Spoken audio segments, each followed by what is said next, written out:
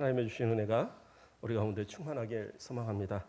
우리 지난주에 이어서 깨어있으라라는 제목 가지고 함께 은혜 받는 시간 되도록 또 하나님의 은혜가 임하길 간절히 축복드립니다. 오늘 이 말씀의 내용은 지난주에 말씀을 조금 요약하고 다시 말씀을 드려야 될 것 같아요. 지난주에 우리가 살폈던 말씀 가운데 예수님께서 성전에서의 모든 말씀을 마치시고 이제 성전과의 더 이상의 성전에서의 가르침이 없어요. 그 이후에는. 그래서 성전에서 말씀을 마치고 나올 때에 그때 마가는 13절에 그 13장 1절에서 보면 예수께서 성전을 나가실 때에라는 말을 거기서 이렇게 기록하고 있다고 그랬어요. 그 이유는 성전을 나가신다라는 것. 그러니까 성전과의 완전한 이별을 얘기하시는 것으로서 예수 그리스도가 함께 하시지 않는 성전이 성전의 기능을 잃어버린 성전은 더 이상 성전이 될 수 없다라는 것을 이렇게 비유로 말씀하시는 그런 이 표현이에요. 그래서 마가는 이 구절을 상당히 중요한 위치로 두기 위해서 맨 앞에 이것을 놓고 시작을 한 겁니다. 어떤 제자가 물었습니다. 이 돌들과 이 건물들이 참 대단하지 않는가라는 이 어떠하십니까라는 질문을 던져요. 그때 예수님께서는 뭐라고 얘기하십니까? 돌 위에 하나도 남지 않고 다 무너뜨려질 것이다 말씀하셨어요. 이 사실은 그대로 AD 70년에 그 로마 장군 그 티투스라고 하는데 우리 이제 번역본으로서는 그냥 디도라고 보통은 얘기를 합니다. 디도 장군에게 이 포위당해서 5개월 동안 포위당하면서 그 성 안에서 완전히 그 배고픔과 굶주림과 아주 그 비참한 삶에 살다가 그 5개월 동안 쌓은 그 성에서 이 돌을 던져서 그 안을 이제 그 파괴를 시킨 거죠. 그리고 나서 점령하여 들어갔을 때 거의 많은 사람들이 다 죽어 있는 그런 상황이었어요. 그런 비참한 가운데 성전도 무너지고 성벽도 다 무너지고 완전히 이스라엘이 멸망당하는.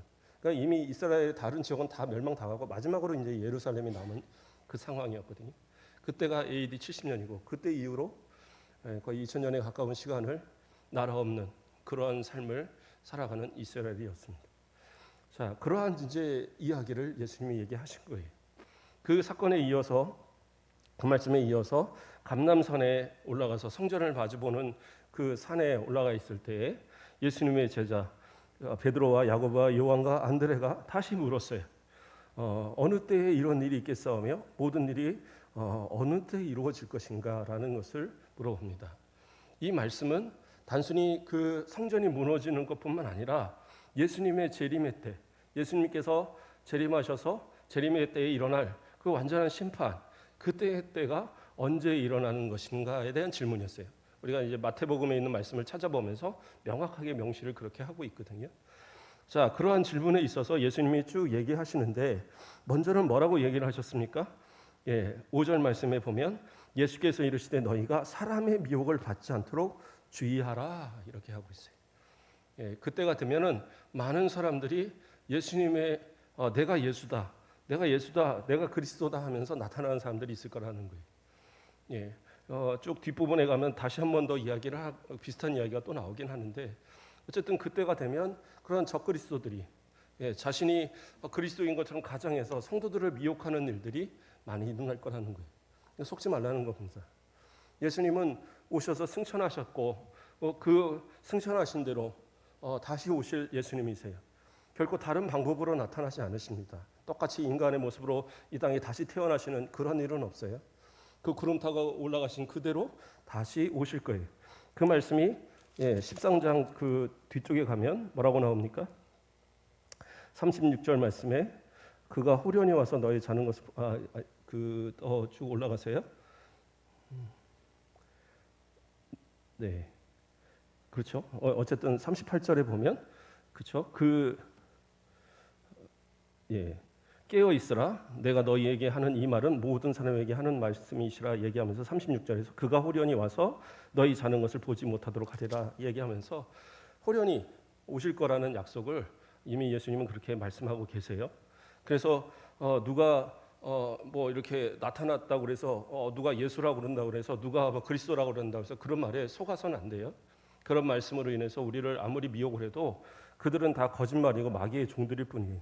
그것에 현혹돼서는 되지 않는다라고 이야기하고 있었고요. 또 이어서 말씀이 뭡니까? 전쟁들입니다. 전쟁들. 7절 말씀을 보면 난리와 난리의 소문을 들을 때 두려워하지 말라 이렇게 이야기하면서 이러한 일들이 있어야 할 것이다. 그러나 끝은 아니다라고 그랬어요. 그러니까 전쟁들이 계속 일어나는데 그 전쟁들로 인해서 이게 예수님 오실 때가 다 됐나 보다. 그렇게 느끼는 거는 누구나 느낍니다. 이 당시에 초대교회 성도들도 그렇게 느꼈고 우리도 그렇게 느낄 수밖에 없어요. 그러나 그것이 끝은 아니다라는 거예요. 이것은 재난의 시작이다. 더 큰 환란, 더 큰 어려움들이 분명히 다가온다라는 거예요. 그 이어선 또 나타나는 재난은 뭡니까? 그 사람들이 그렇죠?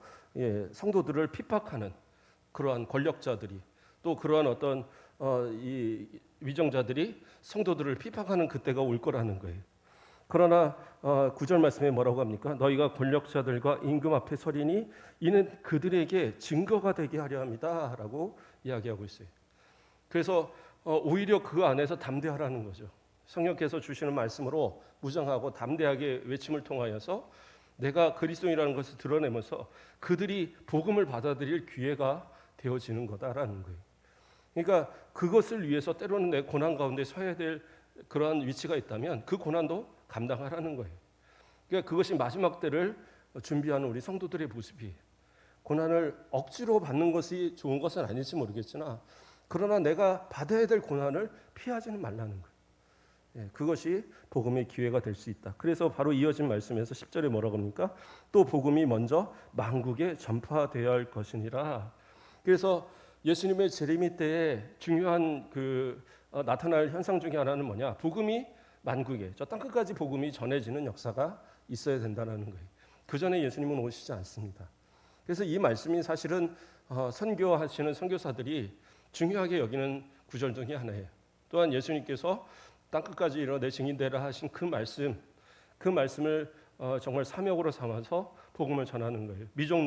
아직 미전도 된 그런 종족들, 저 산속에 있는 그런 사람들한테까지도 복음을 전하기 위해서 지금도 그렇게 복음을 전하는 이들이 많이 있어요.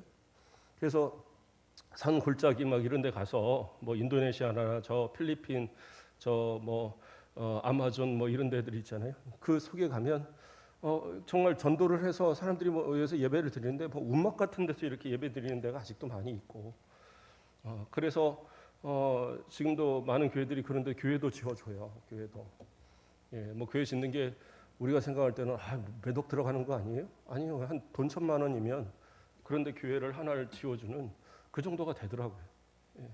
그래서 작은 교회들도 그런 일도 해요. 우리도 좀 또 마음에 소원함들이 생기고 또 우리가 좀 더 이렇게 어떤 마음이 모아지면 우리도 그런 것도 해야 될 것 같아요. 그래서 그들이 마음껏 예배 드리고 기도할 수 있는 처소들을 만들어 주는 것도 우리가 무슨 매달 얼마씩 보낼 수 있는 그런 여건은 아닐지 몰라도 그런 것도 충분히 할 수 있는 그런 부분이 될 것 같습니다. 어쨌든 그러한 부분들을 그렇게 이루어져야 된다라고 땅 끝까지 그러한 만국의 복음이 전해져야 된다라고 그렇게 예수님이 말씀하고 계신 거예요. 자, 그리고 이어져서 나온 말씀이 뭐였습니까? 이제 그때 가면 많은 사람들이 이렇게 끌어다가 이렇게 넘겨주고 하는 일들이 생기는데 12절을 보면 형제가 형제를 아버지가 자식을 죽는 데에 내어주며 자식들이 부모를 대하여 죽게 하리라 이렇게 이야기하고 있어요. 그러니까 가족들마저도 이렇게 어떻게 보면 신앙으로 인해서 핍박하는 그런 일들이 많이 일어날 거라는 거예요. 신앙 때문에 핍박당하는 일, 가족이 핍박을 한다고 해서 그 신앙을 접을 수는 없잖아요. 남편이 핍박을 한다고 해서 그 신앙을 접을 수는 없는 거예요. 왜? 주님 오실 때 그 신앙을 지키지 못하면 하나님 앞에서 내가 받을 복이 없잖아요. 구원을 그 어떤 인간적인 관계 때문에 포기할 수는 없는 거죠. 오히려 그들을 구원하기에 힘써야지. 내가 그들하고 타협하고 그들 앞에 어떤 타협할 수 있는 해서 내 신앙을 포기하는 그런 일은 있어서는 안 된다라는 거예요. 그래서 13절에서도 또 너희가 내 이름으로 말미암아 모든 사람에게 미움을 받을 것이나 끝까지 견디는 자는 구원을 받으리라. 그러니까 구원의 조건은 뭐예요? 끝까지 견디는 것. 그것이 이 마지막 때에 예수님의 재림을 기다리는 그러한 성도들의 자세다라고 이야기하는 거예요. 자, 그 지난주에 마지막으로 우리가 살폈던 부분에 보면 14절 말씀을 보다가 이제 그 어느 정도 정리를 했어요. 오늘은 이 말씀이 이제 또 시작이 되는 겁니다. 멸망에 가증한 것이 서지 못할 것에 서는 것을 보는 그때에 유대에 있는 자들은 산으로 도망할지어다 이렇게 나와요. 그렇죠? 여기서 멸망에 가증한 것, 이것이 서는 것은 언제이냐? 이것은 다니엘서에 있는 말씀을 인용한 말씀인데, 이 다니엘서의 예언은 우리 성경에 이렇게 나오지 않는 그 중간사에 예루살렘 그 성전이 한번 공격을 당해서 그곳에 이제 그 돼지의 피가 뿌려지고 제우스의 신전이 이렇게 만들어지고 그런 일이 있었어요. 그래서 그런 일로 한 번은 이렇게 성취된 것으로 이렇게 보는데, 예수님께서 이 말을 인용하시는 이유는 다니엘의 예언이 단순히 그때만을 얘기하는 예언이 아니라는 거예요. 이것은 가까이는 AD 70년에 있을 그 예루살렘의 멸망, 그때의 디도 장군이 또 마찬가지로 성전을 거기다 무너뜨리고 그 로마의 깃발을 꽂고 그곳에 그 시저의 그 황제의 초상화를 걸어놓고 그런 어떤 그 아주 악한 그러한 일들을 행했던 그러한 것의 예언이 되어지고, 더 나아가서는 마지막 때에 있을 적그리스도들의 그러한 엄청난 그 죄악의 모습들, 그리스도를 가장하여 성도들을 미혹하고 성도들을 죄악으로 이렇게 넘어지도록 하는 그러한 때를 얘기하는 거예요. 그때 있을 아주 강한 그런 어떤 핍박과 그런 상황의 이야기를 예언으로 얘기하는 겁니다. 그래서 이런 때가 되면 어떻게 해요? 그때에는 유대에 있는 자들은 산으로 도망할지어다 이렇게 이야기하고 있어요. 그래서 실제로 AD 70년에 그 예루살렘이 멸망하기 전에 AD 68년부터 이제 로마의 본격적인 공격이 시작됐다고 그래요. 그래서 그 시작되어졌을 때 기독교인들은 이 말을 기억하고 예루살렘과 예루살렘 근처에 있던 사람들은 다 도망을 했다고 합니다. 그래서 다른 지역으로 도망을 해서 목숨을 건졌다라고, 그래서 그러한 이야기가 요세푸스 그 역사가의 기록에 남아 있어요. 자, 그래서 그러한 것처럼 실제적으로 그 당시에도 그런 일들이 이루어졌고, 그러나 마찬가지로 그것은 그때뿐만 아니라 마지막 때에 있을 그러한 아주 무서운 그러한 환란의 이야기를 예표하고 있는 겁니다. 그래서 이 말씀은 지금도 계속 진행되고 있는 그러한 말씀인 거예요. 자, 사실 이 유대의 어떤 사람들이 그 AD 68년이 되고 70년까지의 그 전쟁 가운데에 예루살렘을 버리고 도망간다? 사실은 그것은 말이 안 되는 이야기였어요. 왜냐하면 이스라엘에서 가장 안전한 곳이 어디냐면 예루살렘 성이에요. 예루살렘 성은 해발 800m에 있는 그러한 산에, 시온산의 꼭대기에 있는 그러한 성입니다. 물론 이제 그 봉우리 가운데는 더 높은 봉우리들도 있지만, 그러나 그 봉우리들이 둘러 있고 그 가운데에 쏟아 있는 이 예루살렘, 그리고 그 성의 봉우리에 이렇게 둘러 있는 이 성벽은 이렇게 쉽게 그것을 뚫고 지나갈 수 있는 그러한 어떤 무기라든가 그 당시에 그러한 어떤 군사력을 가진 사람들이 없었어요. 그러니까 그 전에 전쟁들에서는 어떻게 이겼느냐? 그냥 문 닫아놓고 그 안에서 기다리는 거예요. 쟤네들이 지쳐서 도망가겠지 하고 기다리면 됐는데, 이 디도 장군은 안 그랬어요. 도망가지 않아요. 그냥 필요 없어요. 일단 한 5개월을 그냥 버티고 있는 거예요. 그냥 그 성문에 그래? 니네들이 언젠가 나오겠지. 그리고 버티고 그 기다리는 시간 동안에 성을 그 옆에 이제 그 토담을 쌓아 올린 거죠. 하나 산을 쌓아 올린 겁니다. 그 둘레로 해서, 그러니까 옛날 사람들은 뭐 진짜 그 남는 게 인력이니까 사람들 데리고 그냥 계속 흙 퍼다가 쌓아 올린 거예요. 그래서 거의 그 예루살렘 성과 그 비슷한까지 끌어올려 놓고, 그리고 거기서부터 이제 공격을 해서 그 성을 함락시키는 그러한 전술을 했거든요. 그러니까 그 5개월 동안을 그 안에 갇혀 있는 사람들을 생각해 보세요. 얼마나 비참한 삶을 살았겠습니까? 그래서 이 말씀에 쭉 보면 그 17절 말씀은 그런 말씀이 있습니다. 그날에 아이벤 자들과 젖먹이는 자들에게 화가 있으리로다, 이런 말씀이 있어요. 그렇죠? 이 말씀이 뭐냐면 도망갈 여력이 없는 거예요. 아이를 안고 있고 또 아이를 베고 있으니까. 그러니까 어쩔 수 없이 그 성에 남아있을 수밖에 없잖아요. 그랬을 때 이 비참함이 얼마나 크냐. 그래도 힘 있고 좀 이런 사람들은 안 되겠다 싶으면 몰래 도망이라도 가요. 그런데 여자들, 아이들 이런 사람들은 도망을 못 가니까 그냥 그 주구장창 그 안에서 있는 거예요. 그런데 그 5개월을 버티는 동안에 심지어는 사람들이 그 아이를 잡아먹는 그런 일들까지도 있었다라고 역사에 남아 있어요. 그러니까 그 정도로 아주 비참한 삶을 지내게 되는 그러한 모습. 그래서 예수님께서는 그때 유대에 있는 자들은 산으로 도망하라. 그 자리를 피하라고 그렇게 말씀을 하셨던 거예요. 또 18절에 보면 이 일이 겨울에 일어나지 않도록 기도하라 이렇게 말씀하고 있어요. 그러니까 겨울에 일어나지 않도록 기도하라는 건 뭡니까? 겨울이라는 것은 추운 때입니다. 아무리 이스라엘이 따뜻한 지방이라고 할지라도 산 쪽으로는 추워요. 그리고 광야는 춥습니다. 그리고 겨울은 우기라서 상당히 비가 많이 내려오기 때문에 하천들이 그 막 시냇물처럼 쫄쫄쫄 내리던 데들이 사람들이 지나다니기 어려운 정도의 깊은 물로 바뀌어요.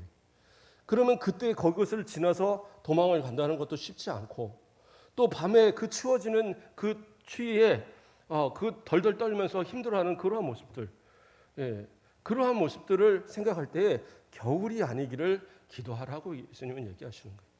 그러니까 이 말씀은 뭐냐? 성도들이 어렵고 힘들 때에 하나님 앞에 간구하면 하나님께서 그 어려울 때에도 분명히 하나님께서는 도우신다라는 거예요.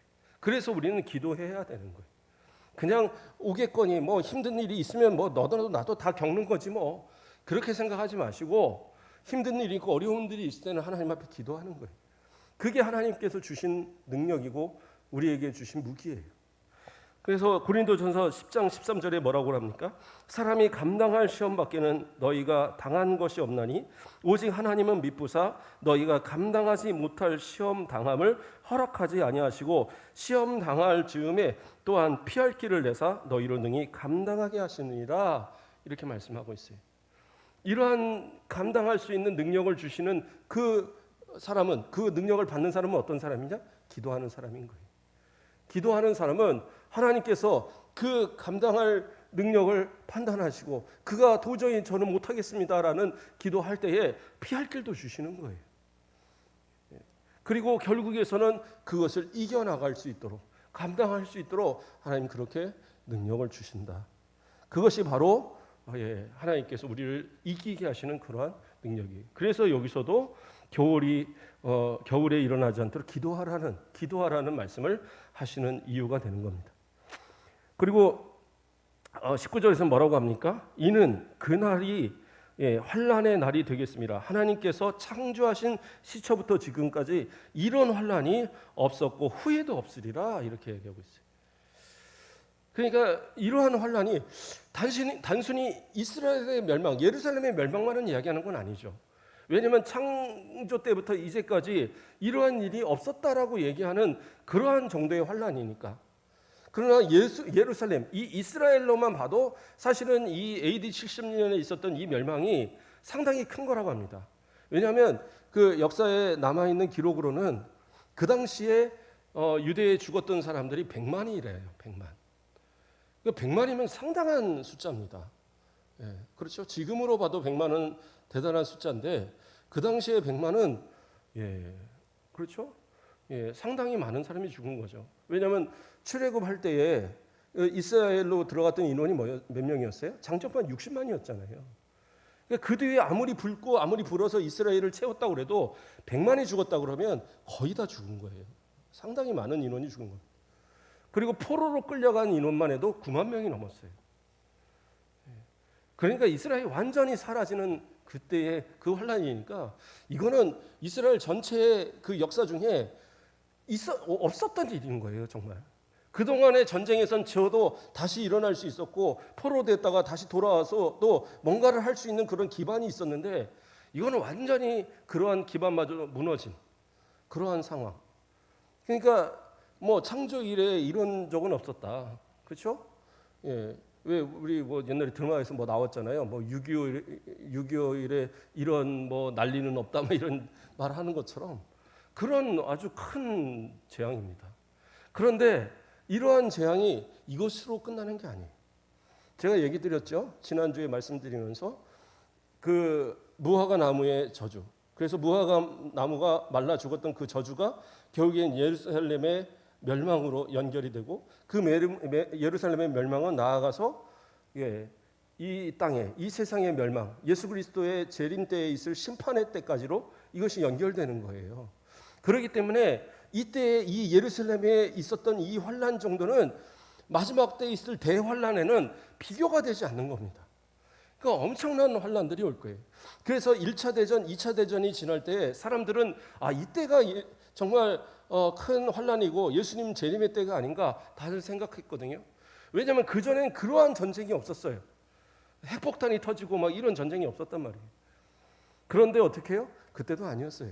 그러니까 그것도 큰 환난이 아닌 거예요.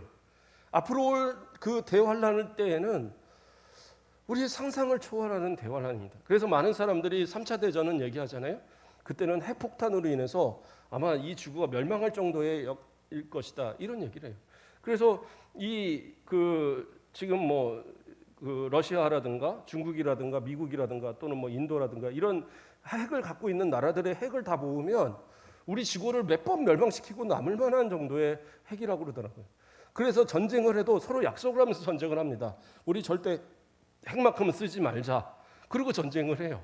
만약에 그걸 어기면 서로 핵을 던지면 다 멸망이니까. 그 정도로 핵은 무서운 겁니다. 그래서 그러한 이야기까지도 할 정도예요. 그러니까 이 마지막 때의 이 대환란은 도저히 우리로 상상할 수 없는 정도의 그러한 환란입니다. 그때가 돼서는 정말 하나님 앞에 기도하는 기도가 아니고는 이겨낼 수 없는 그런 정도의 환란의 때가 오는 거예요. 그래서 또 뭐라고 얘기하십니까? 이어서 20절 말씀에 만일 주께서 그날들을 감하지 아니하셨더라면 모든 육체가 구원을 얻지 못할 것이거늘 자기 택한 자들을 위하여 그날을 감하셨느니라. 뭐예요? 마지막 그때에도 구원받을 하나님의 택한 자들을 위해서 그 이 땅을 완전히 멸하시지 않는 그 긍휼을 베푸실 거라는 거예요. 물론 그때가 계속되는 건 아니죠. 예수님께서 재림하실 그때에는 이 땅의 모든 것들은 다 분명히 다 사라집니다. 그러나 그 전에 있을 이 대환란 때에 이것이 완전히 멸망당한 건 아니라는 거예요. 왜요?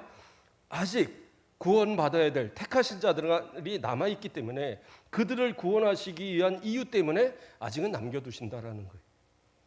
저는 기독교인들을 욕하는 많은 사람들이 지금 있어요. 그렇죠? 특히 이 코로나 때 되면 마치 코로나를 교회에서 뭐가 크게 퍼뜨린 것처럼 그렇게 이제 이 공격들을 합니다. 그러나 실제로 교회가 이렇게 문제가 된 경우는 별로 없어요. 신천지 그 이단에서 크게 한번 일어났었고 어딥니까? 또 이제 그 선교단체 하나 거기 우리 교단에서는 그냥 이단으로 서로 그래서 교류 금지 시킨 갑자기 기억이 안 나네요. 그 선교단체 거기에서나 문제가 됐지 다른 교회들에서는 실제로 일어나는 그 비율을 보면 그렇게 많지 않아요. 그런데도 불구하고 교회들이 다 예배를 정지시키고 이래야 되는 마음껏 모임도 못하게 만들고 이런 상황들이 된다는 거 사실은 참 어려운 겁니다. 그만큼 고통을 우리가 같이 나누고 있음에도 불구하고 자기들은 그냥 술집에서 열심히 술 마시고 어디 가서 노래 부르고 놀면서 그렇게 퍼뜨려 놓고도 그거는 문제 삼지 않고 교회에서 일어나는 그 조금의 것들을 가지고 자꾸 뭐라고 그래요. 참 안타까운 일입니다. 그런데 저는 오히려 그들한테 할 말이 있어요. 뭐예요? 이 땅을 하나님이 멸하시지 않는 이유는 뭐냐? 아직도 기도하는 우리 성도들 때문이다라는 거예요. 아직도 기도하고 있잖아요. 우리 성도들이 새벽마다 기도하고 있고 이렇게 나와서 기도하고 주일마다 어쨌든 하나님 앞에 예배드리기 위해서 애를 쓰고 그러면서 하나님 앞에 기도하면서 이 땅에 코로나가 물러나고 이 땅에 아직도 예수 믿지 못하는 사람들이 예수 믿고 땅끝까지 복음이 선포되기를 기도하고 정말 복음을 알지 못하는 그곳에 복음이 들어가기를 위해서 기도하고 이러한 기도의 그 소리가 아직도 끊이지 않고 있기 때문에 하나님께서 아직까지 기다리고 계신 거예요. 그래서 이 택하신 자들 때문에 그 환난의 때를 감하셨다라고 얘기하시잖아요. 그러한 일들이 지금도 일어나고 있다는 거예요. 그러니까 우리 성도들의 기도는 참 중요한 겁니다. 제가 새벽에 가끔 저는 진짜 오늘도 딱 그 생각이 들더라고요. 새벽에 기도하는데 우리 연세 있으신 권사님들 다 빼고, 그리고 나서 나머지 분들을 세 보니까 과연 앞으로 10년 뒤, 20년 뒤에 이 교회에서 기도하는 이들이 몇이나 남아 있을까? 그런 생각이 문득 들더라고요. 하나님의 때가 멀지 않았다는 이유가 될 수도 있는 거예요. 그러나 아직도 구원할 자들이 있다면, 아직도 예수 믿어야 될 내 형제들이 있고 이웃이 있고, 아직도 내가 감당해야 될 믿음의 사람들이 있다면 기도하세요. 그래야 되는 거예요. 그래야지 정말 하나님의 때, 그 심판의 때가 그 심판의 때가 임할 때 그때 가서 후회하지 않는 그러한 우리의 모습이 될 수 있다라는 거예요. 그것을 예수님은 말씀하고 있는 겁니다. 자, 또 이어서 말씀합니다. 그때에 어떤 사람이 너희에게 말하되 그리스도가 여기 있다, 보라 저기 있다 하여도 믿지 말라. 거짓 그리스도들과 거짓 선지자들이 일어나서 이적과 기사를 행하여 할 수만 있으면 택하신 자들을 미혹하려 하리라. 이렇게 하고 있어요. 그 앞서서도 얘기했었잖아요. 그리스도라고 말하는 사람들이 나타날 거란 말이에요. 예수님의 이름으로 내가 그러라고 얘기하는 자들이 나타날 거라고 얘기하셨잖아요. 마찬가지로 그 얘기를 하고 있는 겁니다. 그래서 거짓 그리스도들은 뭐예요? 적그리스도들을 이야기하는 거고, 그 다음에 거짓 선지자들은 뭐느냐? 그 적그리스도들을 옹호하고 그를 전하는 그러한 사람들을 얘기하는 거예요. 그러니까 적그리스도가 물론 요한계시록에서 말하는 적그리스도는 그 마지막 때에 있을 그런 아주 큰 권력과 힘을 발휘하는 그러한 적그리스도예요. 그러니까 어떻게 보면 아주 그냥 대왕 적그리스도. 그러나 실제로는 지금도 적그리스도들은 존재하는 겁니다. 이단들, 이단의 괴수들. 할 수만 있으면 택하신 자들을 미혹하려고 지금도 한다라는 거예요. 그러니까 이건 무슨 얘기냐? 할 수만 있거든이라는 말은 무슨 말이냐면 할 수 없다라는 걸 전제로 하는 거예요.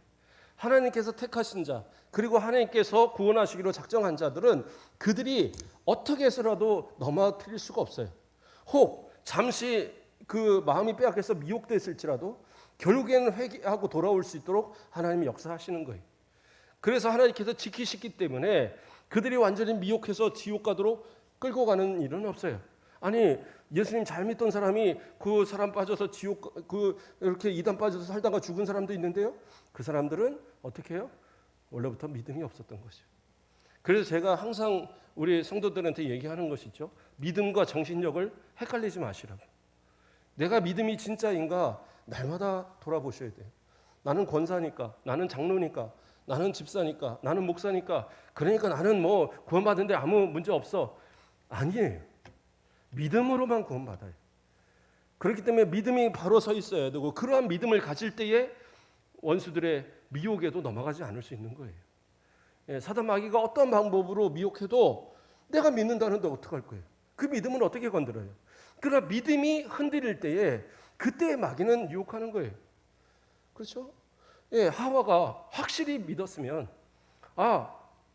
선악을 알게 하는 나무의 과실을 따먹으면 정령 죽는다고 그랬어. 그러니까 이거 먹으면 안 돼.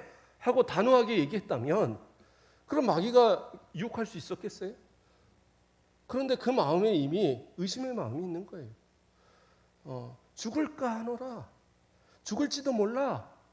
이런 말이 가졌을 때에 너 죽지 않아. 그러니까 그리고 바라보니까 뭐예요? 보암직하고 먹음직하고 지혜로울 만하고 에이 하나 먹어봐. 그렇게 되는 거예요. 믿음도 확고하지 못하면 안 돼요. 그러니까 확고하지 않는 믿음은 믿음이 아니에요. 그건 정신력이지. 그러나 내가 확신하면 그건 확실한 거잖아요. 이게 성경이잖아요. 그럼 이거 성경이라는 걸 믿는다고 그런다면 이게 의심할 수가 있습니까?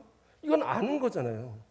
어떻게 보면 믿는 것도 아니지만 아는 거잖아요. 이걸 어떻게 부인하겠어요? 이거 내가 성경인데, 그게 어떻게 성경이야? 저기 인쇄소에서 찍은 거잖아. 아니 인쇄소에 찍었어도 이 안에 있는 말씀이 성경이기 때문에 이건 성경이야. 명확하게 얘기할 수 있잖아요. 그러나 내가 만약에 이 성경을 한 번도 안 읽어봤어요. 그리고 나서 그냥 덮었다가 딱 했는데 그 안에 있는 거 내가 보니까 좀 틀린 것 같던데? 진짜야? 그거 성경 아닌 것 같아. 그러면 아닌가? 이럴 수도 있단 말이에요. 그러니까 믿음이라는 것은 100% 확실하게 내 가운데 확고한 것이 믿음이지 그게 아니라면 믿음이 아니에요.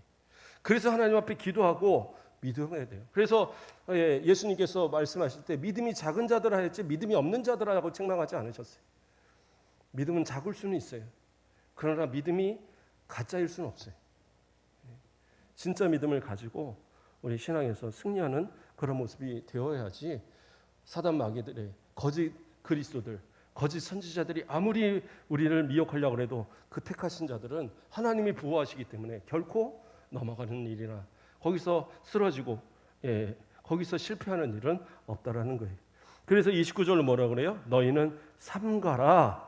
이 모든 일이 너희에게 미리 말하였노라 얘기하면서 이 모든 일을 말하는 이유는 뭐예요? 삼가하라고. 뭐 그러한 일이 있대는 된다. 이게 아니라 내가 경각심을 가지고 이것은 분명히 있을 일이니까 항상 내 마음 가운데 생각해서 그러한 것들이 일어날 때에 그것을 내가 잘 이기고 대적할 수 있는 그러한 모습이 되어야 된다. 그 얘기를 하고 있다는 거예요. 그리고 마지막으로 또 일어날 일이 있습니다. 그 일은 뭡니까? 24절부터 25절까지 그때에 그 환난 후에 해가 어두워지며 달이 빛을 내지 아니하며 별들이 하늘에서 떨어지며 하늘에 있는 권능들이 흔들리리라 얘기하고 있어요. 이것은 뭐냐? 우주의 대혼란이 일어나는 거예요. 그 전까지는 뭐예요? 하나님께서 그 모든 걸 다 섭리하고 계시기 때문에 태양이 그 자리에 멈추고 그 행성들이 그것을 공전하고 지구가 자전을 하고 지구의 그 둘레를 이 달이 공전을 하고 하는 이 모든 것들이 창조 때부터 이제까지 계속적으로 이루어지고 있는 거예요. 만약에 이것이 하나님의 섭리 가운데 그 제자를 지키지 않는다면 어떻게 되겠어요? 우리는 맨날 걱정할 거예요. 저 달이 언제 또 부딪힐까? 우리가 혹시 태양에 조금 가까워지면 우린 타 죽을 텐데 맨날 그 걱정하고 살 거예요. 그러나 그렇지 않는 이유는 뭡니까? 지금도 과거도 이제까지 앞으로도 마찬가지로 주님께서 오실 그날까지 그 위치를 지켜서 그것을 이렇게 공존하고 자전하고 그 자리를 지키는 모든 일들이 계속 반복되고 있다는 거예요. 그런데 예수님이 오실 그때 이 대환란이 끝에 예수님의 재림 직전에는 어떠해요? 이 모든 천체가 다 뒤틀리고 모든 것이 다 풀어지는 그러한 때가 오게 된다는 거예요. 자, 그 뒤에서 일어나는 것이 뭐예요? 그때에 인자가 구름 타고 큰 권능과 영광으로 오는 것을 사람들이 보리라 이렇게 말씀하고 있어요. 그리고 어때요? 또 그때에 그가 천사들을 보내요. 자기가 택하신 자들을 땅 끝으로부터 하늘 끝까지 사방에서 모으리라 이렇게 하고 있습니다. 어떤 사람들은 얘기합니다. 예수님이 오실 때에 지구가 둥근데 예수님이 이렇게 오시면 지구 반대편에 있는 사람들은 어떻게 예수님을 봅니까? 그러니까 그건 좀 틀린 거 아닙니까? 이런 얘기들을 해요. 그런데 분명히 이야기합니다. 그 앞서서 뭐가 나타나요? 천체, 이 몬 우주에 혼란이 일어나요. 우주에 혼란이 일어난다는 건 무슨 얘기냐? 모든 살아있는 생명체가 살 수 있는 모든 기반이 사라지는 거예요. 그러니까 지구의 멸망을 얘기하는 겁니다. 그래서 그 말씀을 베드로는 뭐라고 얘기를 하느냐면요. 베드로후서 3장 12절에서 13절을 보면 하나님의 날이 임하기를 바라보고 간절히 사모하라. 그날에 하늘이 불에 타서 풀어지고 물질이 뜨거운 불에 녹아지려니와 우리는 그 약속대로 의가 있는 곳인 새 하늘과 새 땅을 바라보도다. 뭐예요? 그때는 예수님의 재림과 더불어서 새 하늘 새 땅이 임해요. 그러니까 그 새 하늘과 새 땅이 임해서 우리는 어떻게 해요? 그 새 하늘과 새 땅에 들어가서 살게 되는 거예요. 또한 믿지 않는 자들은 지옥에 멸하게 되고, 그래서 이 땅의 모든 것들은 다 체질이 풀어지듯이 다 풀어져 버리는 거예요. 그렇기 때문에 모든 그 사람들은 어떻게 해요? 다 그 예수님을 눈으로 바라볼 수 있는 그러한 상태가 돼버리는 거예요. 그러니까 부활의 경험과 또 그 상태에서 예수님을 바라보는 거죠. 그렇기 때문에 모든 눈이 다 바라볼 수 있는 그 상태로 임하는 겁니다. 뭐 지구 반대편에 있어서 못 보고 이런 개념이 아니라 그때는 모든 것이 다 사라지는 그런 때이기 때문에 그때 예수님의 재림을 모두가 바라보는 그 가운데 다 일어날 수밖에 없는 그 상황이 되는 거예요. 물론 이제 좀 더 이제 요한계시록을 어떻게 푸냐에 따라서 이게 뭐 전철연설이냐 또는 뭐 무철연설이냐 이런 것에 따라서 조금 내용은 다를 수 있어요. 주장에 따라서. 그래서 예수님께서 재림하신 이후에 또 천년왕국이 있을 거라는 그렇게 주장하는 이제 전철연사자들이 있고, 칼빈주의에서는 무천년설을 주장하기 때문에 예수님의 재림과 더불어 새 하늘과 새 땅이 임할 것으로 그렇게 보거든요. 그래서 이제 설교자들마다 조금 틀린 것은 있지만, 그러나 오늘 본문은 분명하게 그 얘기를 하고 계세요. 그렇죠? 예수님의 재림 바로 직전에 천체가 다 무너지고 그 새 하늘과 새 땅의 도래, 그것을 또 베드로가 이야기하고, 그래서 그러한 말씀으로 이렇게 이어지게 되는 겁니다. 그러면서 이야기하는 것이 뭡니까? 28절에 무화과 나무의 비유를 배우라. 그 가지가 연하여지고 잎사귀를 내면 여름이 가까운 줄 아니, 이렇게 얘기합니다. 그러니까 예수님께서 지금까지 말씀하신 이러한 현상들이 하나하나 일어날 때마다 어떻게 해요? 예수님의 재림이 곧 오는구나, 이렇게 생각하라는 거예요. 물론 이 환란이 그 환란인지는 몰라요. 이 고난이 그때에 일어날 고난인지는 모릅니다. 그러나 이러한 것이 올 때마다 우리는 어떻게 해요? 예수님의 재림이 가까웠구나, 이런 것을 생각하라는 거예요. 고난이 있던 환란이 있던 또는 여러 가지 천재지변이 일어나든, 그래, 저 하늘 이상한 구름만 떠도 예수님 오시는가 보다, 이런 마음으로 사는 그런 준비된 마음의 성도들이 되라는 거예요. 그렇다고 날마다 뭐 두려워하고 무서워하고 이렇게 살라는 의미가 아니라 주님 만날 준비를 하면서 살아가라는 겁니다. 그래서 우리가 읽었던 본문에서 33절에 뭐라고 그럽니까? 주의하라, 깨어 있으라, 그때가 언제인지 알지 못함이라. 언제인지 모르기 때문에. 그러나 예수님이 분명히 얘기하셨잖아요. 이런 일이 일어날 것이다. 그러니까 어떻게 해요? 이런 징조가 있을 때마다 그것을 우리가 보면서 주님의 날이 멀지 않았구나, 그리고 항상 준비해서 기다리는 마음으로 그렇게 신앙생활을 하라는 거예요. 만약에 예수님이 언제 오신지를 우리가 알아요. 그래서 내일 오시는 것도 아니고 1년 뒤에 오시는 것도 아니고 10년 뒤에 오시는 것도 아니고 한 100년 뒤도 아니고 1000년 뒤도 오시는 거 아니다. 그러면 좀 마음대로 살아도 될 것 같아요. 그게 확실하다면. 그렇지 않겠어요? 나중에 죽기 전에 하나님 앞에 회개하면 되잖아요. 조금 뭐 이렇게 어긋나게 살았다고 뭐 아직도 기간이 있는데, 그런데 더 중요한 건 뭡니까? 우리의 생명이 언제 끝날지 우리 모르잖아요. 살아있는 동안에 그나마 주님 위해서 사는 거지, 죽고 나면 그것도 안 되잖아요. 그 생명 뭐라고 우리가 장담하지 못해요. 밤새 안녕이라는 말이 뭐예요? 밤새 어떻게 될지 모르니까 밤새 안녕이라는 인사를 하는 거예요. 그렇지 않으세요? 우리가 안녕하세요라는 말이 밤새 안녕하셨냐는 얘기거든요. 옛날에는 밤새 그 도둑 맞아 죽는 사람도 있었고, 호랑이 물려가는 사람도 있었고, 그렇죠. 전쟁 나갔고 막 이제 그 집들이 무너지는 경우도 있고, 또 막 질병 때문에 뭐 하루 한 집건 하나씩 죽는 일도 많았고, 그러니까 밤새 안녕이라는 말이 있었던 거거든요. 근데 지금도 마찬가지예요. 어느 날 내가 갑자기 하나님께서 부르셔서 갈지 몰라요. 그러나 준비되어 있는 자는 주님을 만날 준비가 되어 있는 거예요. 그래서 저도 마찬가지고, 우리 권사님들도, 우리 장로님들도, 우리 집사님들도 내 삶에 있어서 함부로 못하는 거잖아요. 못하러 기도하고 못하러 이렇게 예배를 드리겠어요? 주님 만나야 되니까. 주님 만날 그날을 기다리고 대비해야 되니까. 예수님께서 분명하게 깨어 있으라고 얘기했으니까, 그날이 언제인지 알지 못한다고 얘기했으니까요. 그렇죠? 가령 사람이 집을 떠나 타국으로 갈 때 그 종들에게 고난을 주어 각각 맡겼어요. 뭘 맡겼어요? 그 각각의 고난을 맡겼어요. 마치 마태복음 25장에 나오는 달란트의 비유처럼, 너 5달란트 맡어, 너 2달란트 맡어, 너 1달란트 맡어. 그리고 이거 가지고 잘 그 권한을 행사해서 나중에 이거 나에게 돌려다오. 그런데 1달란트 받은 사람은 어떻게 해요? 그냥 땅에 묻어뒀다가 그 주인께서 찾으시니까, 주인, 저는 이거 혹시 잃어버리면 혼날까 봐 저 이대로 그거 땅에 묻었다 갖고 왔어요.